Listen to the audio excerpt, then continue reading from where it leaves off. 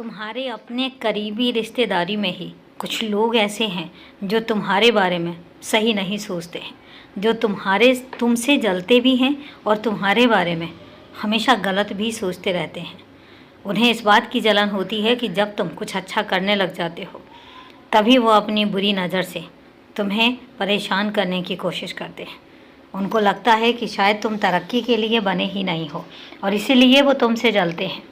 उन्हें लगता है कि जब तक तुम कुछ नहीं करते हो और जब तक तुम्हारे पास कोई काम नहीं है तब तक वो खुश रहते हैं, उन्हें खुशी मिलती है।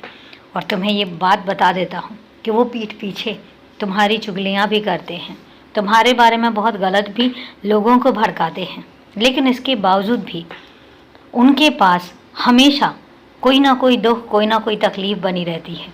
और इसका कारण मैं बताता हूँ, क्योंकि जब उनके मन में तुम्हारे लिए तो क्या किसी के लिए भी गलत भावनाएं आती हैं, गलत ख्याल आते हैं, जलन भावना आती है, द्वेष भावना आती है, तो इसके बाद जो ईश्वर है, ईश्वर न्याय करता है और उसके परिणाम स्वरूप उनको पलटकर वही दुख और वही तकलीफ़ें मिलती हैं जिनकी वो कामना दूसरों के लिए करते हैं।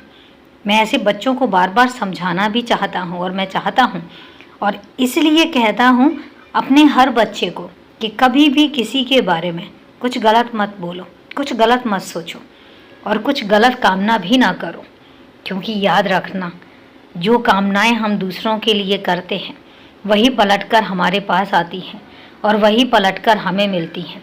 तो इसलिए अगर हम कुछ अच्छा किसी के लिए सोचेंगे तो हमें अच्छा मिलेगा, और अगर हम कुछ गलत किसी के लिए सोचेंगे तो हमें गलत मिलेगा। और यही कारण है कि दूसरों के लिए हमेशा अच्छा सोचना चाहिए, क्योंकि पलटकर भी वही आता है। और जितना हो सके अगर कोई तुमसे सहायता के लिए कहता है तो जितनी हो सके अपनी सक्षमता के हिसाब से उसकी सहायता ज़रूर करो, क्योंकि क्या पता उसकी सहायता करके और उसकी सहायता में कौन ईसा ईश्वर कौन सा रूप लेकर आया है, ये कोई नहीं जानता। और यही कारण है कि हमेशा दूसरों की मदद के लिए तत्पर रहो, हमेशा तत्पर रहो, हमेशा कुछ अच्छा करने का सोचते रहो, क्योंकि जब तुम कुछ अच्छा करोगे तो उसका परिणाम भी हमेशा अच्छा ही आएगा। और जब परिणाम अच्छा आएगा तो उससे दुगनी खुशी भी आएगी। और यही कारण है कि मैं तुमसे कहता हूँ हमेशा मदद करने की नीयत भी रखो, भावना भी रखो, और जितना हो सके उतना मदद करो भी, क्योंकि तुम्हारी एक मदद से क्या पता किसकी कितनी सहायता होती है और उसके मुंह से कितना आशीर्वाद निकलता है, वो दिल से तुम्हें कितना आशीर्वाद देता है।